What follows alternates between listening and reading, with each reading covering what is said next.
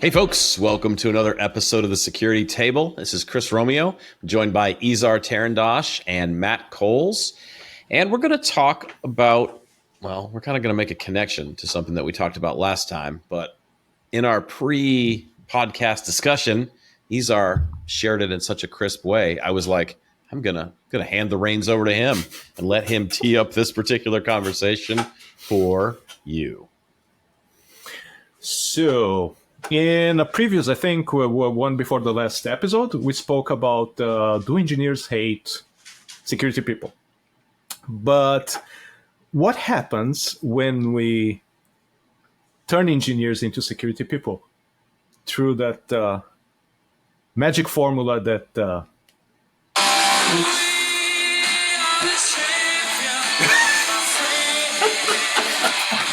Oh, great. We're going to get demonetized. You know that, right? No, it's like less than 30 seconds. But yeah.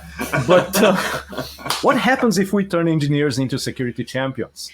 Is it a worthy endeavor? Does it give what we think that it does? And disclaimer, I am known as the naysayer of the security champions, but through the good offices of people like our Chris and Dustin Lair, and I sort of changed my mind a bit. So let's see if we can change my mind a bit more. What do you guys think? That's a big move, too. I mean, it reminds me of a very quick story that we've already told once. I'm going to tell it again. When Izar and I were at LastCon, and Jim Manico gets up and he says, "Hey, I think threat modeling is actually a good idea." And the camera pans to Izar and I. We have fallen out of our chairs. We are laying on the floor. Izar looks at me and he goes, "Wait." He literally did this. We didn't fall out of our chairs. We were saying. He literally looked at me and he goes, "Wait. What did he just say? Did he just say what I think he said?" Did he say what I thought he said? I'm like, I think he just said threat modeling is a good thing to do. And Jim had been very much a naysayer of threat modeling for a number of years, and so that was a powerful move. So let's dive into security champions, though. And Matt, why don't you tee up for us this idea of security champions? Let's just assume that people listening, maybe they don't know what we're talking about when we say security champions. So give us a working definition, if you would. Right. So security champions are folks who we tap as security teams. Security champions are those that we tap for additional responsibilities, and specifically to be a bridge between a security team and an engineering team. So these are folks who should come from an engineering team who either have security experience or have desire to learn about security, and act as a liaison and a boots on the ground, so to speak, with the security team, sort of providing direction, and the security champions taking action in their local environment with their development group and with their their product managers and others to implement the security program, whatever that is. So I think that in a nutshell is what we generally consider as for security champions, and there's a whole gamut of the people who end up becoming security champions, right? Ideally, they come from engineering team, right? They're technical folks who have not only technical capability, but also influence among their engineering orgs so that they can, for instance, educate people on the value of threat modeling and execute on that as an activity without necessarily having to pull in the security team, although they can, and as a liaison, they should be able to bring in resources. But we generally train them. They get advanced training. They get, first crack at tools or new techniques or whatnot, so that they can take action within their environment, doing all the local coordination. That's how I think that's generally what we consider across the board here. Security champions. Yeah, I think that's a good definition of security champions, and I'll expound a little bit more on the why do we need security champions, because I totally agree, Matt, with what you're saying about kind of what they are, what their job description or kind of focus is. I think it's important for folks to understand why do we need security champions, because and the fact that I always go back to, there's one thing that I look at in the BSIM report every year it comes out. Only one thing. The rest of it I just throw off to the side. But I'm always curious to see what's the ratio between the number of developers to the number of what they call software security group members. Now, I hate that term, software security group. Like, I don't want to be an SSG, but it's always an interesting metric, because then I always have to remember, but wait, these are the companies that take security and AppSec and software security so seriously that they'll spend a lot of money to be able to be assessed by a commercial assessor who's coming in and going through a formal review and then generating a report and a score and everything for them. And so BSIM 12, it was 135-1 developers to software security group members. But that's for the people that really take it seriously. So it makes me wonder, is it 200-1? Is it 500-1 in different companies? It probably is in some of the bigger companies that exist out there. And so for me, champions exist as a bridge between my security team and my engineering team, because I'm never going to be able to resource. I don't care what anybody tells me, and there are people that argue with me about this, to say, yes, you can resource a team big enough to put security team members and distribute them in engineering. I've never seen a company where there was enough room in the budget for me to hire 100 people just to be my connective tissue into engineering for AppSec. And that's, especially 100 people. It's just not going to happen. So well, and in fact, sorry, Chris, just to add to that, in our space, well, I'll say mine and Izar's, right? Previously, I guess, is our view with product security. There aren't that many. There probably aren't that many people in a particular geographical location. Now we do a remote. Even still, there just aren't enough of us, right? We have a cybersecurity skills, a workforce shortage in general.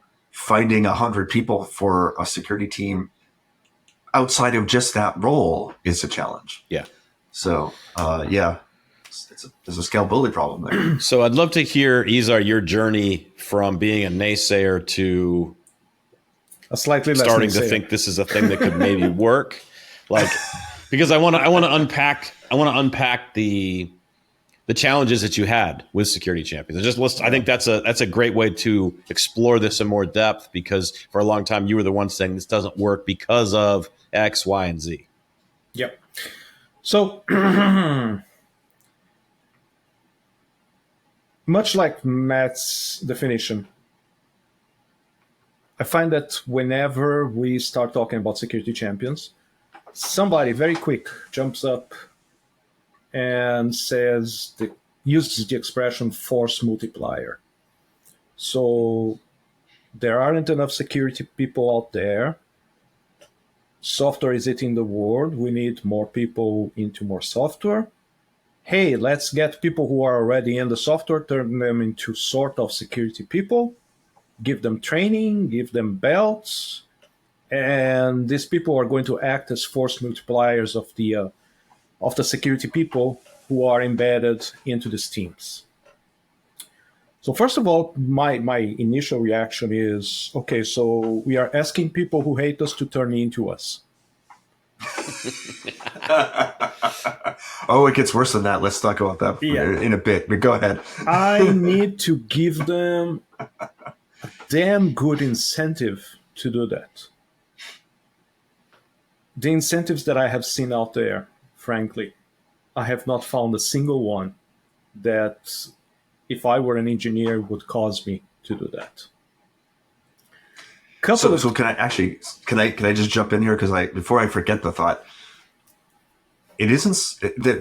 Do you find, in your experience as you're in your journey here, that it isn't just that you're asking engineers who probably hate the security team initially to become security, because their role changes if they become a security champion, but often they're voluntold. Yes, that's another point. That goes when the incentive is not good enough and somebody jumps. Very quick, somebody is told, now it's you. And many times that happens. I don't have numbers, but from observation only, anecdata, as they say. It happens to the least influential, newest member of the team. Exactly the person who does not have the voice to push the initiatives that we are asking for. Yeah. Right. On And I top would of say, that, wait, No, go there's ahead. more. Oh, wait, there's more. On top of that, when we do find somebody who is influential enough, that person usually comes already with a big workload. And now we are putting them in a tug of war where we say, I want more of your time for security. You still have to do all the stuff that you were doing before. I'm not giving you any kind of incentive, reward, or otherwise. And by the way, you are going to be accountable for this. Mhm. I've seen people burn out and leave for less. Yeah, and let me give you, as someone who's been a big security champion proponent over the years. I ran Cisco's security advocate program for about 5 or 6 years, turned it into a global conference series where we had internal AppSec product security focused conferences happening in the US and San Jose with 1,012 people there, and in Bangalore, India, Shanghai, and London, like all these things. As somebody that's kind of been down this road and seen what it took and tried some things that didn't work and tried some things that did work. The biggest takeaway that I came up with is you have to make the champions program about the champions. You have to think about it. What's in it for them? So many champions programs that exist out there try to be force multipliers, but they think about it in the terms of the business. Okay, Matt, you're going to start a security champions program. And so what you tell me as your leader, what's in it for me as the business? What am I getting out of this? And they build their programs according to that structure. And what happens is you end up with this program that, to your point, there is nothing in it for the developer, the engineer, other than my arm got twisted. I got to go be a champion because my boss told me I have to be, and this sucks and whatnot. Because we didn't flip our mindset around and say, okay, let's build a champions program. What is going to be attractive to developers where they're going to go, I want to be in that? And I can tell you this, after doing this for 5 years at Cisco, I took a dying champions program from 20 people to about 500 when I left. And the way I did it is I created something that people wanted to be a part of. I went from, in the early days, walking around the campus around San Jose in various Cisco buildings, knocking on cube walls saying, Izar, will you be a security advocate? It's going to be really cool. And getting a small group of people to do it, to right before I left Cisco, you had to go through a series of requirements to get in. You couldn't just call me and join the group, because we had matured to the point where people saw it as, I want to be one of those security advocates. I want to be associated with that brand. Those are people that are making stuff happen here inside the company. They're getting enhanced training and opportunities. And I got to watch a number of people that were champions become security professionals. They left the world of engineering to become security professionals. Oh, that's my next point. But first of all, why is it that I hear vibes of, do you want to be in Glee Club? But I can't Fight sing. Club. I can't sing at all. So Glee Club's not for me. but Not Fight Club there? Fight Club I can do. We don't talk about that one. But let's talk for a second about that. They moved to security people. So that's the thing. That's the one thing that I found, that for some people at the end of the road, there was some attraction in there. People who would come to me and say, listen, I'm really interested in starting a career in security, but I have no clue where to start. And then my next question would be, would you consider starting as a security champion? That makes absolute sense. But consider their journey. At the end of it, they are looking already at an escape point. So by definition, when you get people to the level that they can actually be really, really, really useful, I'm not discarding their usefulness before that, but really, really, really useful, when they can really be a force multiplier, they will either join the security team or they will pop out and go be a security person somewhere else. This was a percentage, right? I had a small percentage of people that went all the way through the program through a master's degree that we set up at San Jose State that was tailored for Cisco, for the security advocates team. I had a handful of people that went through that and transitioned to security. I would say that the way that I approach it for the average developer is, today when I'm recruiting a security champion, the way I sell it to them, because it is a marketing and sales move. Let's just be honest. It's about sales. I tell them, though, you're a developer now, you're a senior software engineer, you're good at writing code. If you layer the application security knowledge and skills that you'll get as a champion together with that, you're in the top 5%, maybe the top 1% of your industry, because you're a developer who understands AppSec. You're not an AppSec person who's a developer. And when somebody gets to that level and they can achieve that level of knowledge, I mean, I just tell them, you're entering unicorn territory right now as a developer that's got that foundation, that doesn't want to be a security person, but understands the principles that we all prescribe and talk about all the time and try to get people to adopt and adapt. But Chris, unicorn here is a good label, because we are talking about this mythical creature that a lot of people don't believe exists, and most of them are not looking for. So I use the term. What I'm describing, though, is a throwaway unicorn. I threw that in. Let's not use that term. But think about it. Let me ask you this question: if you have a senior software engineer who has spent a few years learning about AppSec, but still just wants to write the best code on earth and build cool products, aren't they at the top of their industry as a software engineer? No. Isn't a software engineer? So you don't think a software engineer with AppSec knowledge and skills is better than a software engineer who doesn't care about or know about security? If you measure being at the top of their industry by how wanted they are by potential employers, we have already agreed in past episodes that employers are not asking people, do you know AppSec? And they don't consider that an added value when bringing engineers in. So it might make them personally a better engineer, because as we agreed in previous episodes, secure code is quality code. So yeah, they're going to be writing better code. Is that going to give them a leg up when they go and interview? Questionable. I mean, I think it only gives them. It's not a negative. It's certainly not going to be. It's certainly not going to take you down. And I would say a progressive, security first company, I think we're going to see more of this. Is going to become a bigger deal over, I mean, we've talked how many times about all these regulations and all these documents that are coming out that are going to do nothing but drive security into the forefront of everybody's mindset. Agree completely. That's what I think. I think this prepares these people to be. And once again, this is my sales pitch to them. This is what I think they're going to get out of it. Is why should I be a security champion? Well, we're building a program that'll help you to move and grow and be and improve your career over a period of time. I think that's a real benefit. It's a bit equivalent to somebody asking, why should I have an MBA? It's something that's years in the future. You're going to be trained for this. It's going to take time. You'll be there at the end. Yeah. On the way, they're going to have to pay their dues. Is that carrot sweet enough to dangle in front of them to justify the fact that on those years they are going to have that tug of war between their developer work and now the security work? Mm-hmm.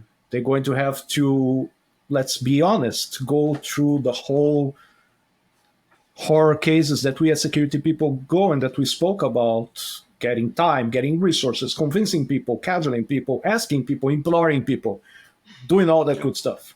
Mm-hmm. And by the way, that's what we expect of them. That's the tasks that we push to them.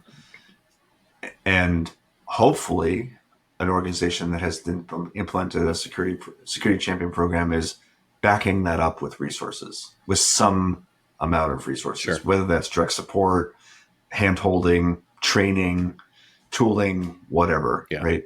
Ideally, it's not a throw it over the wall, although I imagine that happens. But to address, Izar, to your direct point, I would say, to use a term you used earlier, I have anecdata to say that yes, it does. It's not. I don't have industry-wide data. I haven't been able to apply this model to 10 different companies yet and see if I can get the same result. I did it with one that's a big company that tends to be a challenging case study because yes. It's engineering first. Engineering, at least in the days when I was there at Cisco, engineering ruled the place. Like, you didn't tell engineering what to do. You could suggest. Sometimes they would laugh at you. Sometimes they would say that's a good idea. But they had that type of power. And but yeah, it's anecdata at this point. It's not a model that I can say is. I can't prove that is the case everywhere, but I think over time, with what the attention we see with champions programs, I think we're going to have more and more data as people are getting into this, and now they're starting to talk about what's happening in champions programs. I think we're going to see if there's some reality here, or if I got lucky the time I did it. And I just want to highlight, we've been talking about champions primarily from an engineering standpoint, from a developer standpoint. Mm-hmm. I do want to highlight that, and strictly, we've been talking about software, but I do want to just highlight for folks who may be interested in learning more about what security champions are, either within your own organization or just in industry in general. It also works for hardware. It also works for vulnerability and incident response. Yep. Well, vulnerability, I'll say vulnerability response.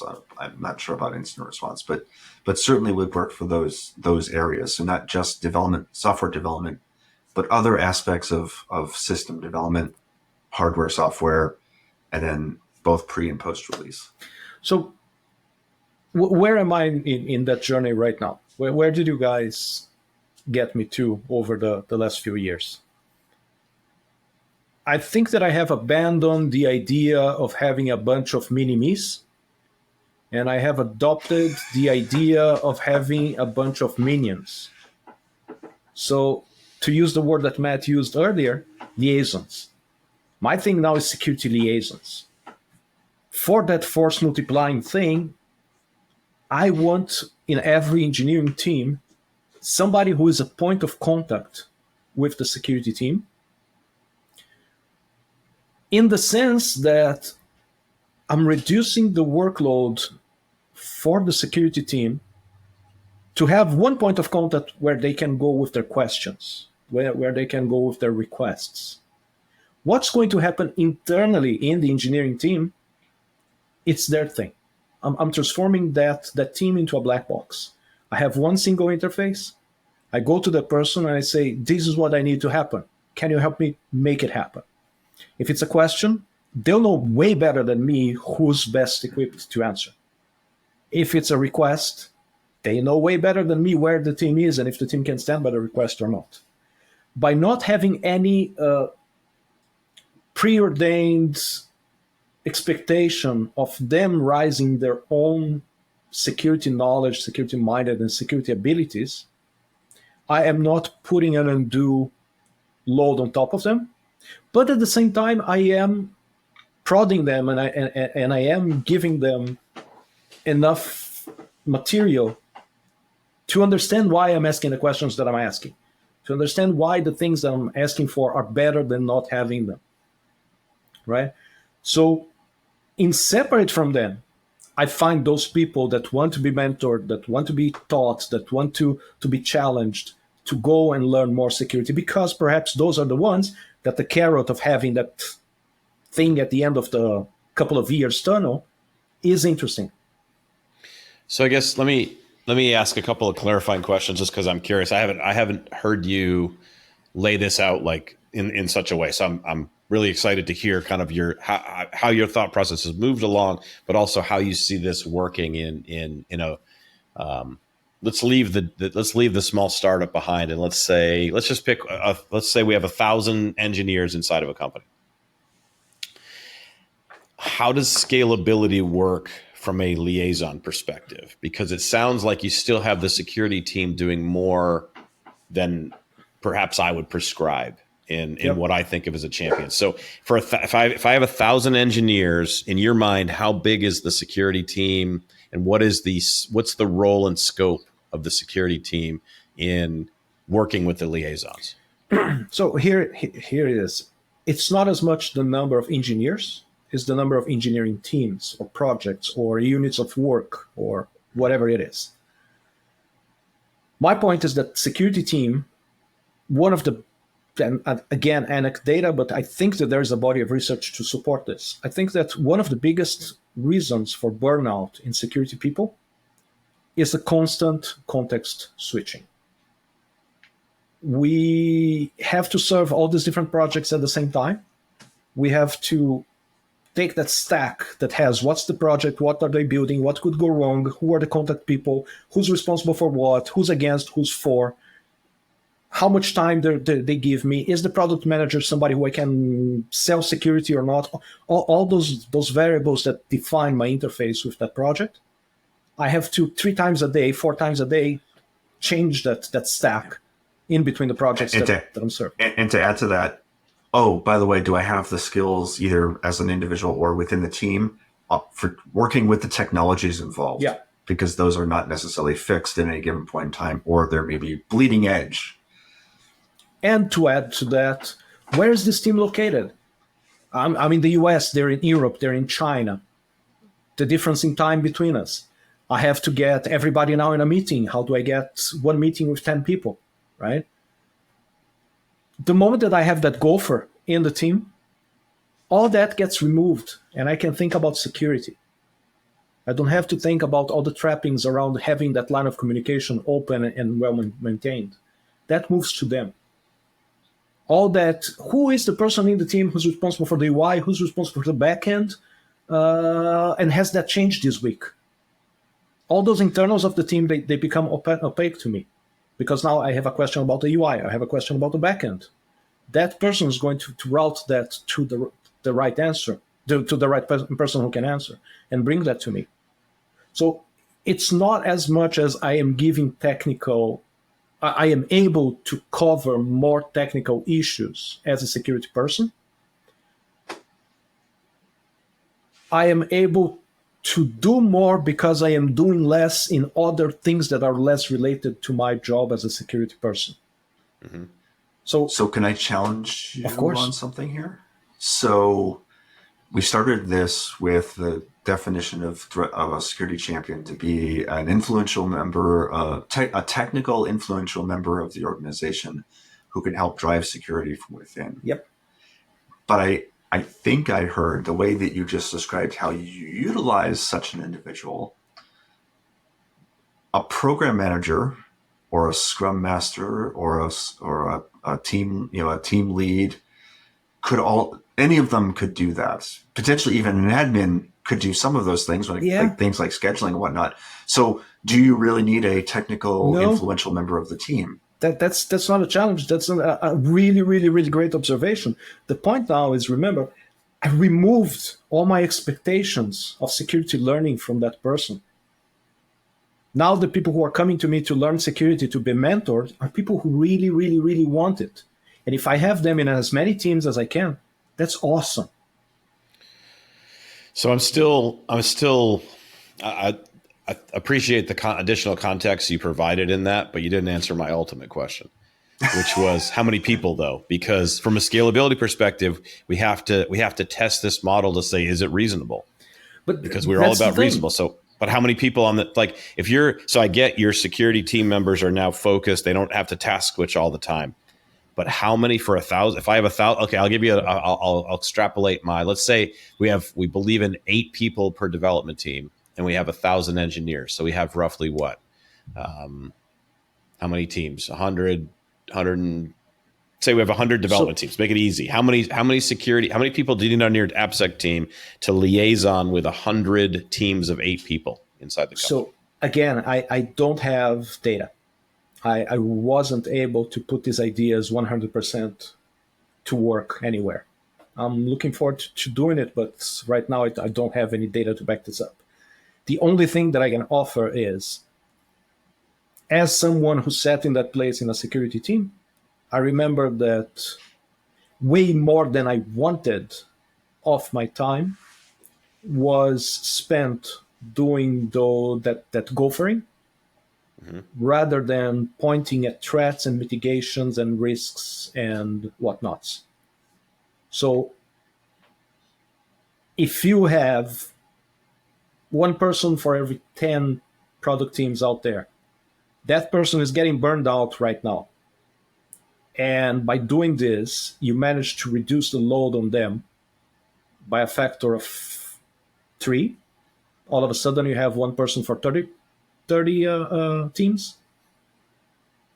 But I mean, Izar, you could solve this problem, I think, also through judicious use of program managers.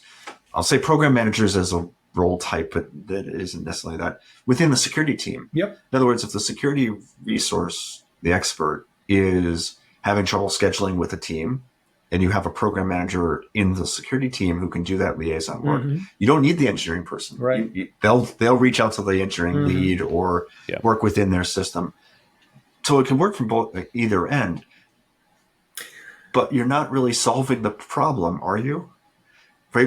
Because the other part of security champions, I think, is to make businesses, the engineering teams, the business, more self-sufficient, right? So today you're talking primarily about how do you facilitate security to do work with the engineering teams and facilitating conversations and getting a foot in the door, and not how do you elevate the role of security so that they're not pressuring engineering all the time, and engineering can bake stuff in on their own or adapt, guidelines or standards to the work that they need to do organically within the team. I mean, guardrails and paved roads we've talked about already. Like that plays into this too. That plays into this a huge way. Okay. Now, Matt, to your point of the manager, true, you can. And I think that even when we were working every day together, we had the opportunity of seeing many very good program managers come in and out of the PSO. Yeah. It's not an easy job. It's not everyone who can do it well. And it's not everyone who wants to do it that way. Not many program managers that I know dream of spending most of their times looking at a Rolodex and constantly updating it, because developers come and go very quick. Teams change very fast. Projects change very fast. So my point is, when we promote threat model, we say that we have to collaborate with the team because they know the product way better than we ever will. So I'm translating that into this and saying people in the team know the dynamics of the team much better than we ever will. Yeah. Mm-hmm. Right. So I think that by separating these two roles, the one that serves the business with the security liaison, and the one that, let's be honest, as Chris put so well, serves the people because they improve, they become better engineers by learning more security. And eventually, who knows, becoming security or anything like that. I think that, I can't speak from experience because I haven't tried this yet, but my gut feeling is that there is value in there. It lets us focus on both sides of the conversation much more. I think there's value in both sides. I think the security liaisons and the security champions, as kind of what you've described versus what I've described, will fit different companies in different ways. There are some engineering cultures that security liaison is the only way it's going to work. Yes. But there's also some where we can have a more proactive approach to touching everybody inside the organization. And I wanted to share just some more anecdata, because it does kind of play into your liaison idea here, though. So as the Cisco programs evolved, a role was created called a security account manager, a SAM. And each technology group in the beginning was assigned a SAM. And they became almost the reverse liaison to what you're describing. But I think this is complementary to the idea that you're kind of working on. They were responsible for connecting with the executive levels of a particular slice of Cisco, because Cisco was technology groups, business units. They were responsible for connecting with them, but also for being a resource for liaison purposes up and down the stack across all the different teams. And so that was an evolutionary progression that we made beyond our security advocates team, because we started to realize there's more to this than just empowering people, teaching people, and getting them fired up about security. There was also a liaison side that was required. Now that we ended up doing it differently, and I didn't design that. I'm just reflecting back on what I saw happen in front of me.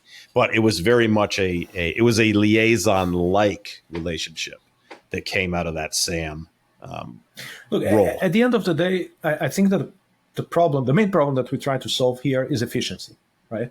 We're trying to make the security process efficient. Now, we've been trying for a long time to do it with security champions. The problem is that even though it's a good idea and eventually successful with programs like what you described, it takes a long time to get the return of investment. Until that champion can become somebody that you can say, that guy force multiplies me, he's a mini-me, it's going to take a lot of time and pain. Yep. On the other hand, something like a security liaison starts giving you return of investment on day one. Because the efficiency now, the thing that the friction that you're trying to reduce sits in the security team. And now you're giving them more time and a bit of a calmer environment to work on. Why can't it be? Why can't that be a dual role though? Why can't the security person, the security liaison, also be the champion? So in other words, they start with the basics, and then they, as they grow in capability. And by the way, I appreciate what you're saying about the mini me. The question is, when do they become equivalent to you? Because that's where you reach maximum efficiency, right? The moment that you turn to them and say, we have an open position at security team, are you interested in joining us? And they say, no, I want to stay in development. I have never heard that. I know you haven't, but that would be peak efficiency, right? Because they take their skills and leave them within engineering, yes, right? And they become basically security within the group. Yep. I think that both of us remember a certain, what was he? He was an engineering manager that worked with us, more with you in a certain product. And over time, they started developing security testing by themselves. They started asking questions. They started answering questions until one day they said, I'm leaving this place and I'm becoming a security professional. And we told them, good luck on your way, and here, join our Slack. That's a great ending, but it's one of those, what happens if we train them and they leave, or what happens if we don't and they stay? Yeah. Well, I guess that's that. I guess what is that issue? Richard Branson. Yeah. There's right. There's that, but also, I mean, that you want to train them. If they leave, right, that's on the business for failing to meet their needs, right? But you've trained them. You shouldn't train them to stay, right? Shouldn't you? Because if you say you should train them to leave, or not train them to stay. I guess that's not exactly. No. Right. What you're telling me is that there is already value on the fact that you're training them, which I do not dispute. I think that people will learn, will keep learning, and as they learn, they'll be able to apply that. Yeah. But finally, you got that polished, almost security engineer person. And next thing you know, you are drinking a beer with them because they're leaving the business. Yeah. Wouldn't you feel a bit cheated? I mean, maybe it comes down to how you approach the world, though, right? And I think, the three of us, we're always looking for ways to grow people, to mentor people, to build them up. I don't take it as an offense when somebody leaves or transitions into becoming a security person. Like I'm happy for them, and it means I did my job. If I'm a senior member of the team, I should be looking to invest into people, grow them, mentor them, and hopefully they go to bigger things in the company than I ever do. But Chris, that's because we are, although there is a stereotypical security person, and we spoke about that in the past, we try to be good people. So we connect to people on the people level. And when somebody comes to us and says, I want to grow I consider going into a security function growth, we want to support that growth. We want those people to be the best that they can. But at the same time, we have to be honest and say we are in business. And the business gave us a mandate to train people for security so that those people could serve as security people in the business, not in the next business. Yeah.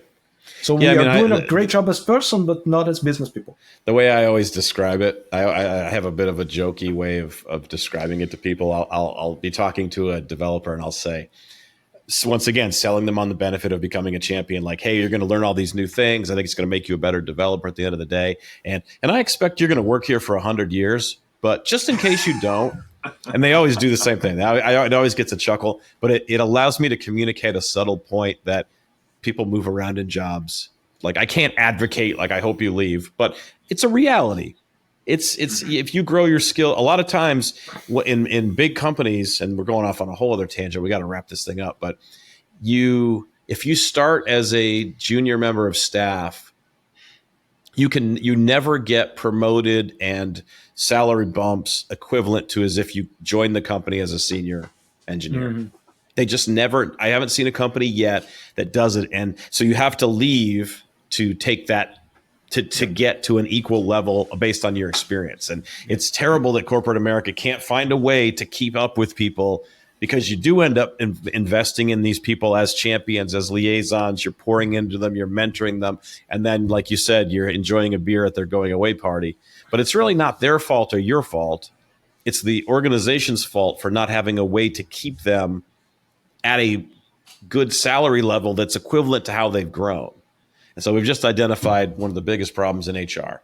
And so welcome to the HR podcast. We're shifting gears now. We're a whole new podcast about HR. So I want to raise 2 points, but in the interest of time, I'm going to only raise one, and we'll table the second one for maybe a later episode. Bringing it back to what we were talking about last week, right? How do you not get engineering to hate security? Here's the question I want to pose to both of you.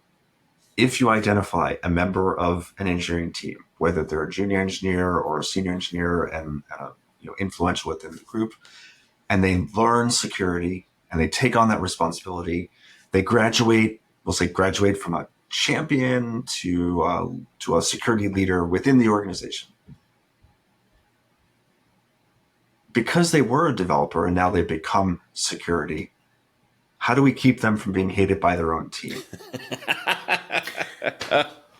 Wow. Okay. Full circle. We have come full circle. Yeah. So, real story. Okay. Had this guy defined as a security champion. Every sprint, he would wait until the end, raise his hand, and say, "Okay, can we talk about security now?" That lasted for a month.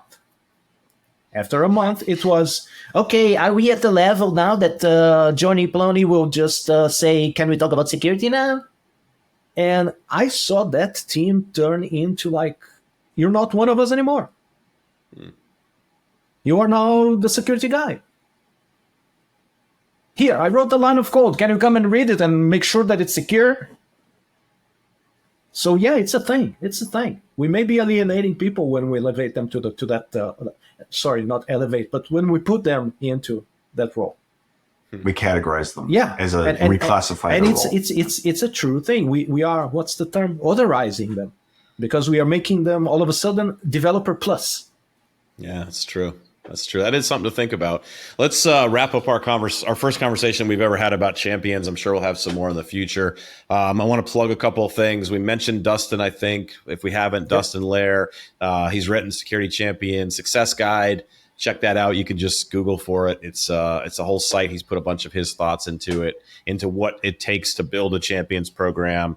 I've also released the Security Champion Framework. Izar has already commented on it.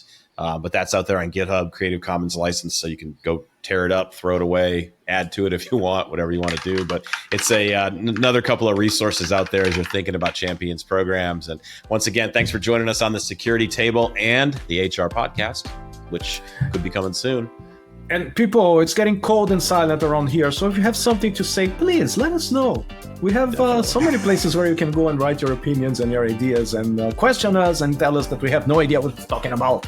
And we would love to have your input as well. So please go there and do that. And that's a great way to leave it right there. Thanks, folks.